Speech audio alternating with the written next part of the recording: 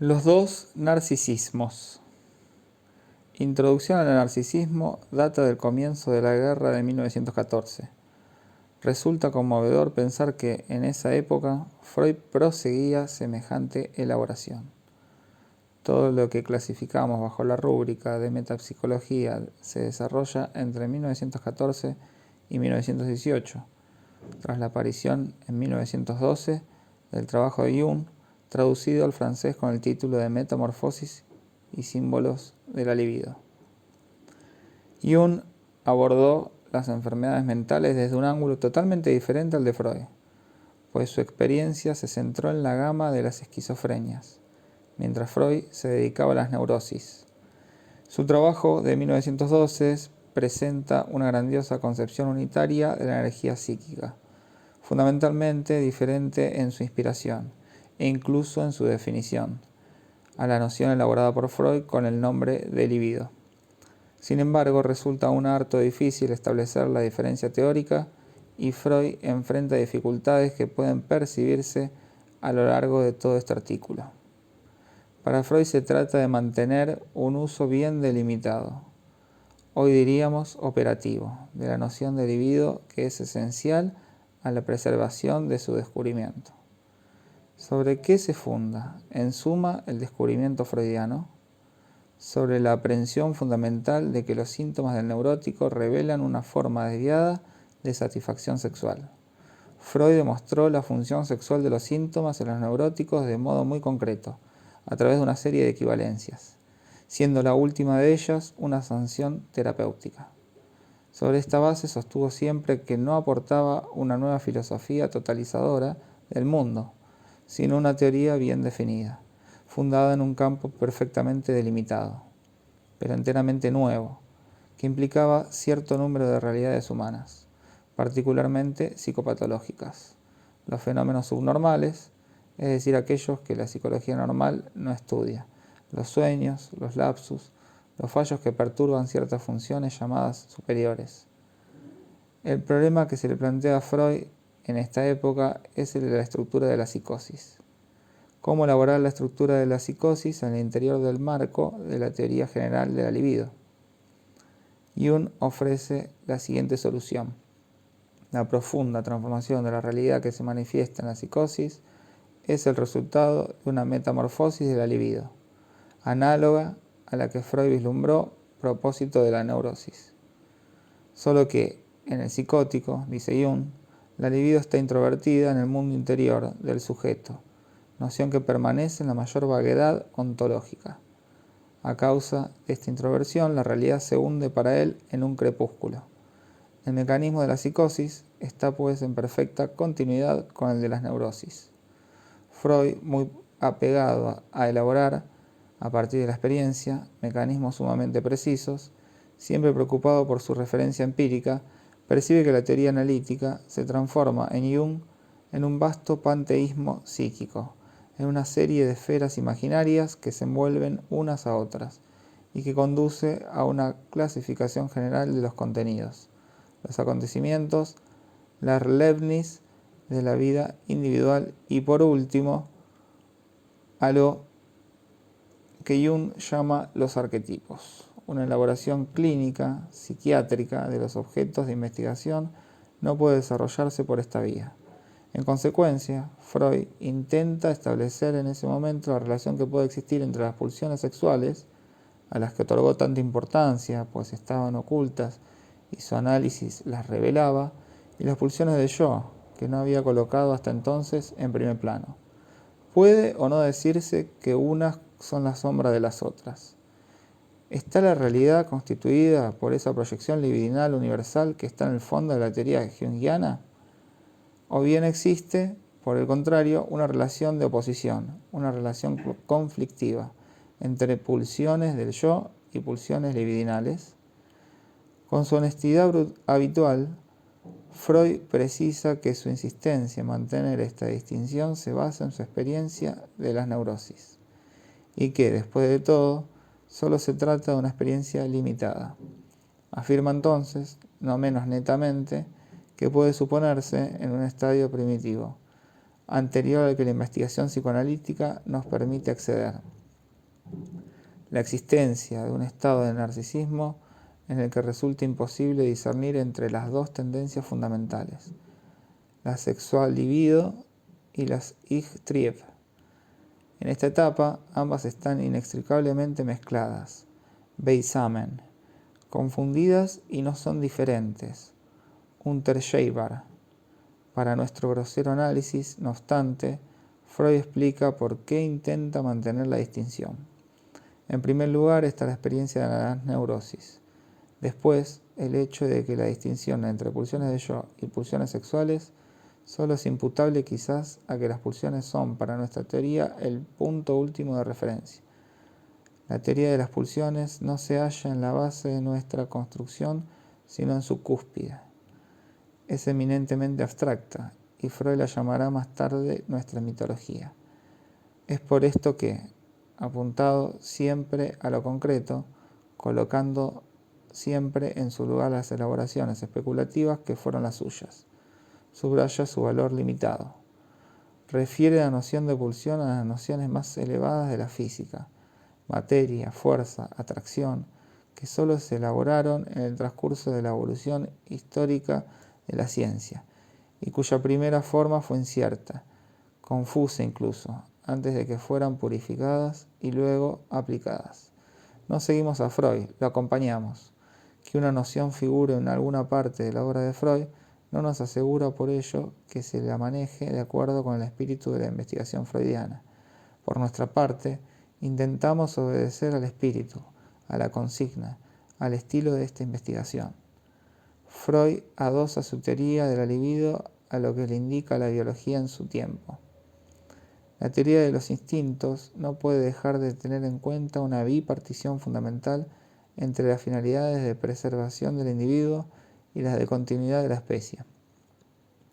Lo que se encuentra en el trasfondo no es más que la teoría de Weismann, a quien seguramente, gracias a sus clases de filosofía, recordarán. Esta teoría, que no está definitivamente probada, plantea la existencia de una sustancia inmortal en las células sexuales. Ellas constituirán un linaje sexual único por reproducción continua. El plasma germinal sería lo que perpetúe la especie y lo que perdura de un individuo a otro. Por el contrario, el plasma somático sería algo así como un parásito individual que, desde el punto de vista de la reproducción de la especie, habría brotado lateralmente con el fin único de vehiculizar el plasma germinal eterno. Freud precisa inmediatamente que su propia construcción no pretende ser una teoría biológica, sea cual fuere el valor que Freud da a esta referencia, sobre la que decide apoyarse hasta nueva orden y a beneficio de inventario. No vacilaría en abandonarla, si el examen de los hechos en el propio terreno de la investigación analítica la tornará inútil y perjudicial. Pero esta no es razón, dice, para sumergir la sexual energy en el campo aún inexplorado de los hechos psíquicos. No se trata de encontrar para la libido un parentesco universal con todas las manifestaciones psíquicas. Hacerlo, dice Freud, sería como si en un asunto de herencia, para probar sus derechos, alguien invocara ante el notario el parentesco universal que, según la hipótesis monogenética, vincula entre sí a todos los hombres. Quisiera introducir aquí un comentario, tal vez parezca contrastar con lo que le hago habitualmente, pero verán que nos ayudará en nuestra tarea, que es clarificar la discusión que lleva a cabo Freud, y cuyas oscuridades y callejones sin salida no están disimulados en absoluto, como ya pueden percibir a partir del comentario de las primeras páginas de este artículo. Freud no aporta una solución, más bien abre una serie de interrogantes, en los cuales debemos intentar insertarnos. En la época en que Freud escribe no hay, como nos dice en alguna parte, una teoría de los instintos, ready-made, lista para llevar. Tampoco hoy está acabada, pero los progresos realizados desde los trabajos de Lorenz hasta los de Tinbergen justifican las observaciones, quizá algo especulativas, que les presentaré hoy. ¿Qué pasa si aceptamos la noción de Weismann de la inmortalidad del germen? Si el individuo que se desarrolla es radicalmente distinto a la sustancia viviente fundamental, imperecedera, que constituye el germen, si lo individual es parasitario, ¿cuál es entonces su función en la propagación de la vida? Ninguna. Desde el punto de vista de la especie, los individuos están, si cabe decirlo así, ya muertos. Un individuo no es nada comparado con la sustancia inmortal oculta en su seno, que es sustancialmente lo que existe como vida. Preciso mi pensamiento desde el punto de vista psicológico. El individuo es conducido por el famoso instinto sexual a fin de propagar ¿qué? La sustancia inmortal incluida en el plasma germinal, en los órganos genitales, representada a nivel de los vertebrados por los espermatozoides y los óvulos. ¿Es esto todo? Seguro que no, ya que lo que se proponga es, efectivamente, un individuo, solo que éste no se reproduce como individuo, sino como tipo. No hace más que reproducir el tipo ya realizado por el linaje de sus antepasados. Al respecto, no solo es mortal, sino que ya está muerto, puesto que, estrictamente hablando, no tiene porvenir. El no es tal, o cual caballo, sino el soporte, la encarnación de algo que es el caballo. Si el concepto de esta especie está fundado, si la historia natural existe, es porque no solo hay caballos, sino el caballo. A esto nos conduce la teoría de los instintos. ¿Cuál es en efecto el soporte del instinto sexual en el plano psicológico? ¿Cuál es el resorte concreto que determina la puesta en funcionamiento de la inmensa máquina sexual? ¿Cuál es su desencadenante, tal como se expresa Tinbergen después de Lorenz? No es la realidad del compañero sexual, la particularidad de un individuo, sino algo que tiene una estrecha relación con lo que acabo de llamar al tipo, a saber, una imagen.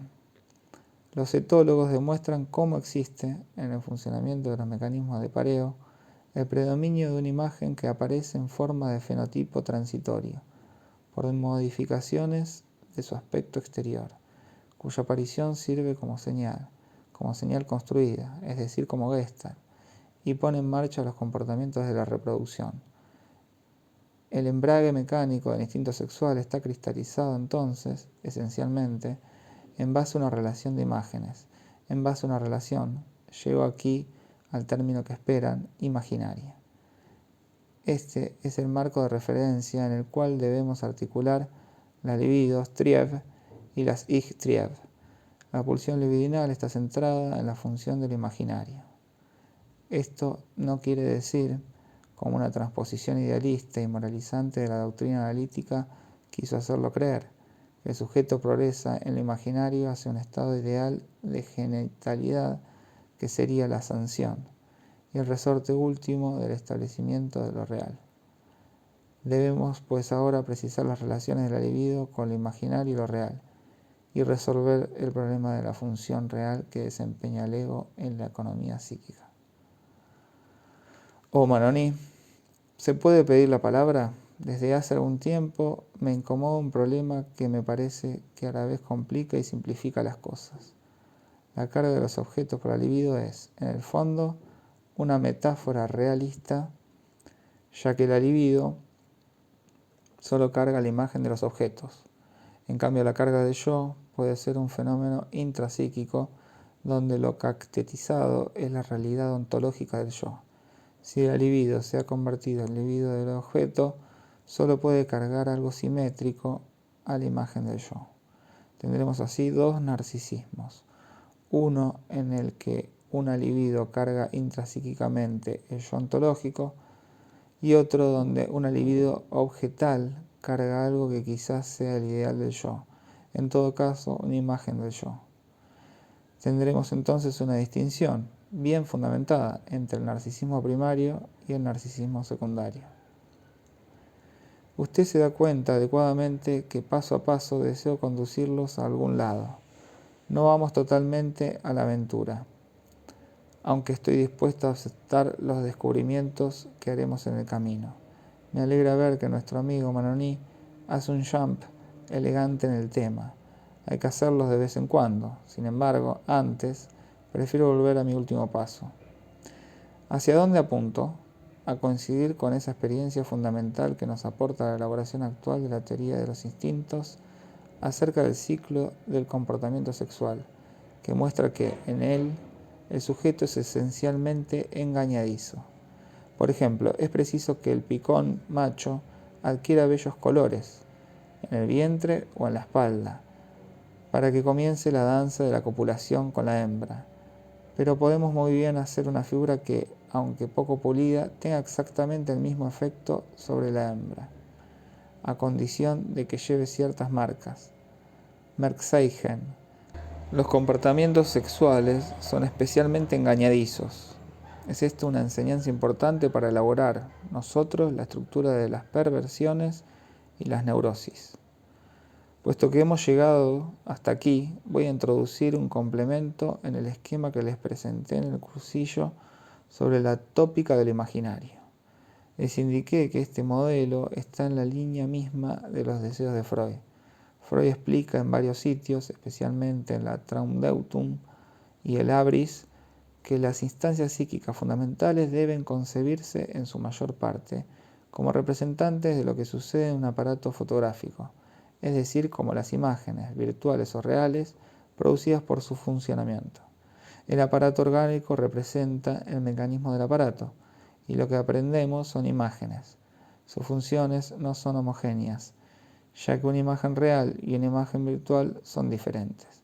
Las instancias que Freud elabora no deben considerarse como sustanciales, epifenoménicas, respecto a la modificación del aparato mismo. Las instancias deben pues interpretarse mediante un esquema óptico, concepción que Freud indicó muchas veces, pero que nunca llegó a materializar.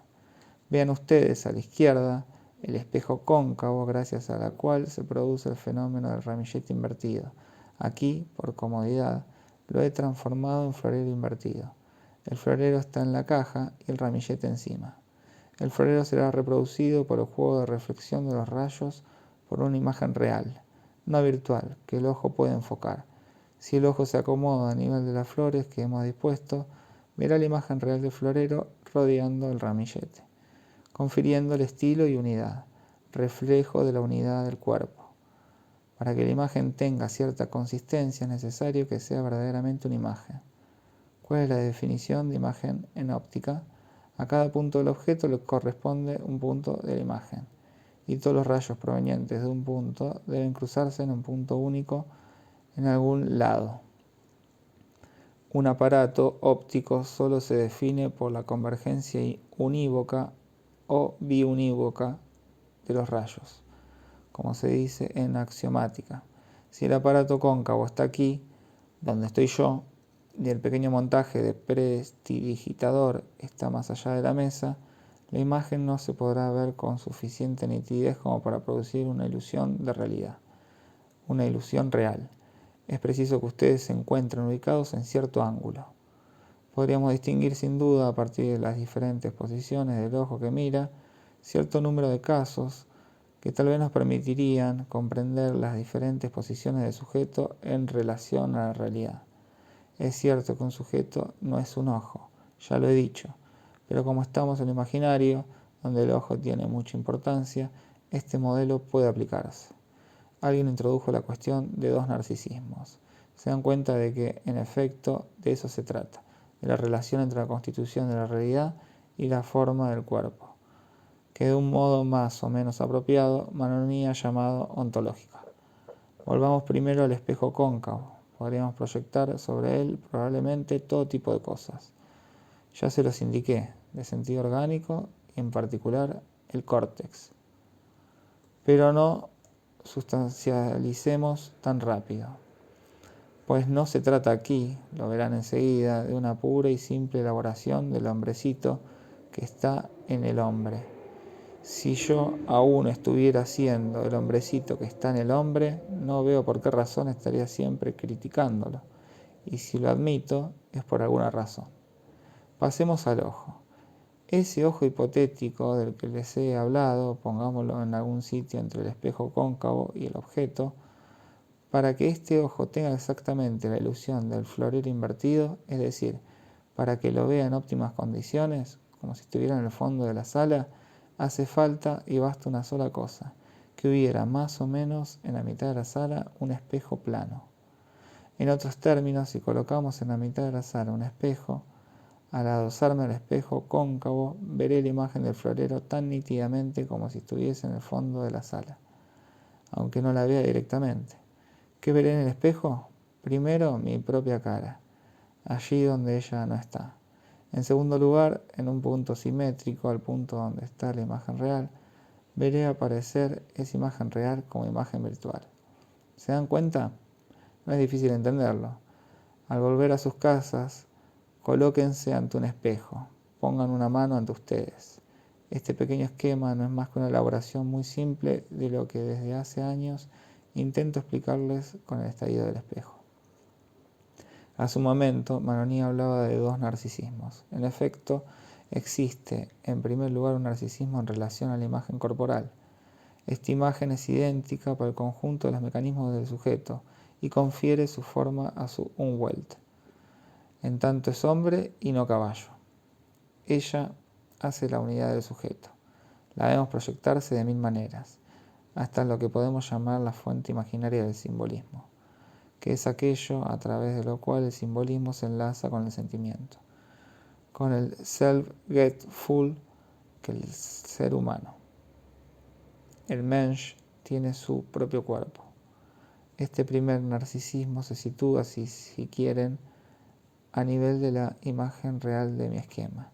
En tanto, esta imagen permite organizar el conjunto de la realidad en cierto número de marcos preformados. Desde luego, este funcionamiento es completamente diferente en el hombre y en el animal. Este último está adaptado a un Umwelt uniforme. Hay en él ciertas correspondencias preestablecidas entre su estructura imaginaria y lo que le interesa en su Umwelt, es decir, lo que es importante para la perpetuación de los individuos, ellos mismos función de la perpetuación típica de la especie. En el hombre, por el contrario, la reflexión al espejo manifiesta una posibilidad no ética original e introduce un segundo narcisismo. Su pattern fundamental es de inmediato la relación con el otro. El otro tiene para el hombre un valor cautivador, dada la anticipación que representa la imagen unitaria tal como ella es, percibida en el espejo, o bien en la realidad toda del semejante. El otro, el alter ego, se confunde en mayor o menor grado, según las etapas de la vida, con el Ich Ideal, ese ideal del yo constantemente invocado en el artículo de Freud, la identificación narcisista. La palabra identificación indiferenciada es inutilizable. La del segundo narcisismo es la identificación al otro que, en el caso normal, permite al hombre situar con precisión su relación imaginaria y libidinal con el mundo en general. Esto es lo que le permite ver en su lugar y estructurar su ser en función de ese lugar y de su mundo. Manoni dijo ontológico hace un rato, ¿y por qué no? Yo diría exactamente su ser libidinal. El sujeto ve su ser en una reflexión en relación al otro, es decir, en relación al Ich Ideal. Observen ustedes que es preciso diferenciar las funciones del yo. Por una parte desempeñan para el hombre, como para todos los demás seres vivos, un papel fundamental en la estructuración de la realidad.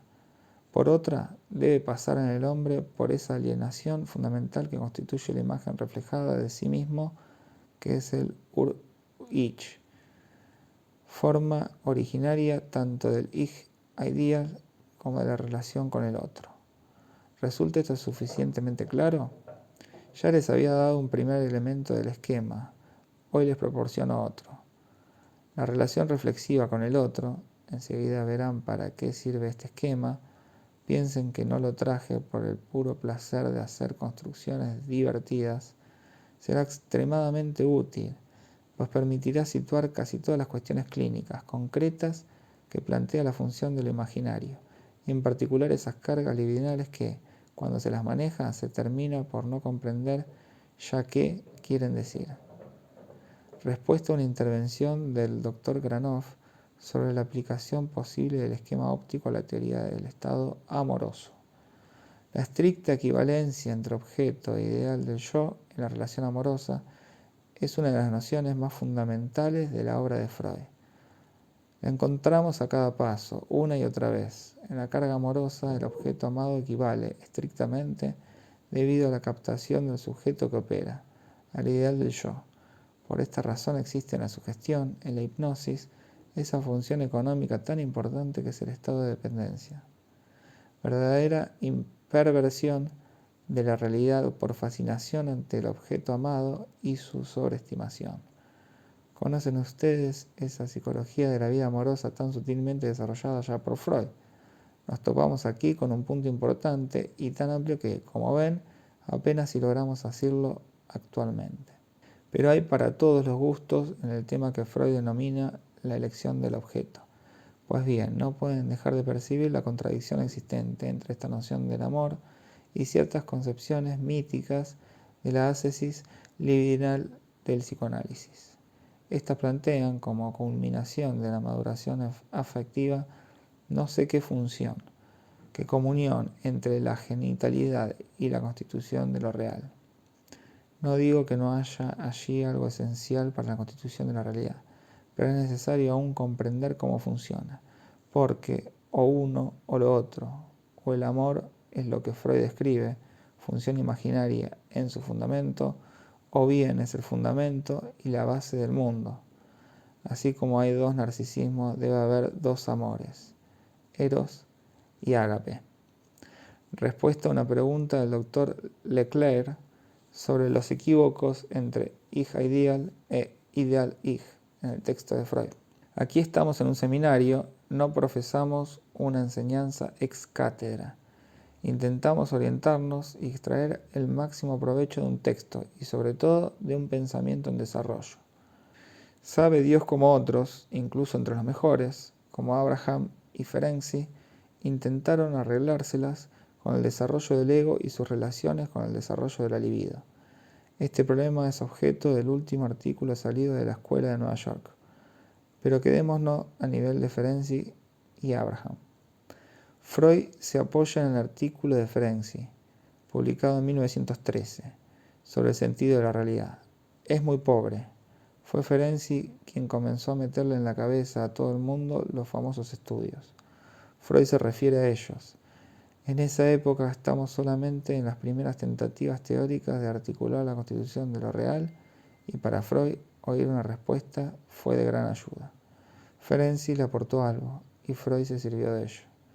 Este artículo de Ferenczi ejerció una influencia decisiva.